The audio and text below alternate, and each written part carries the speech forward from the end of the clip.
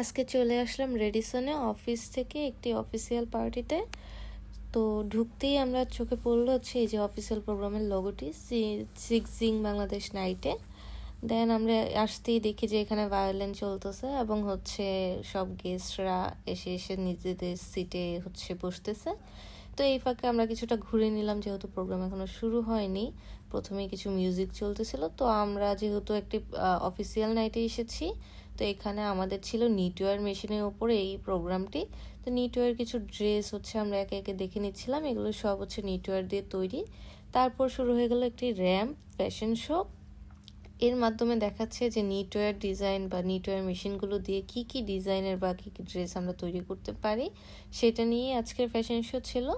তো এই ফ্যাশন শোটা অ্যাকচুয়ালি ইন্টারন্যাশনাল ছিল, তাই হচ্ছে বাহির থেকেই সব মডেলরা চলে এসেছে, বেশিরভাগই চায়না থেকে চলে এসেছে।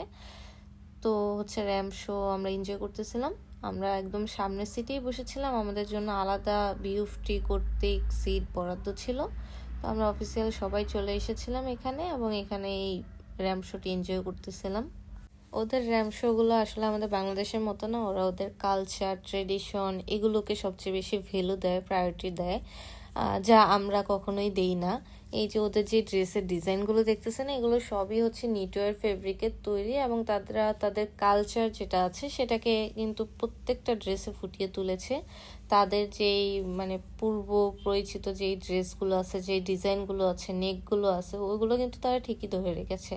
র্যাম্প শোর পরে কিন্তু আমাদের হচ্ছে ডিনারের আইটেমটা শুরু হয়ে গিয়েছে। এখানে বুফে ছিল, আর বুফেতে এত ভিড় হয়েছে, আর এখানে এত মজার মজার খাবার ছিল, আমরা তো হচ্ছে লাইনই ধরতে পারতেছিলাম না। পরে শেষমেশ আমরাও নিয়ে আসতে পেরেছি।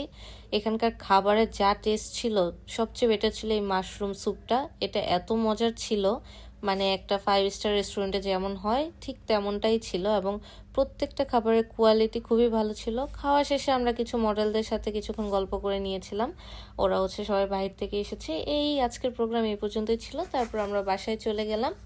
আজকের দিনটা খুবই ভালো ছিল, খুবই এনজয় করেছি। আপনাদের কেমন লাগলো জানাবেন। আজকের জন্য এই পর্যন্তই, আল্লাহ হাফেজ।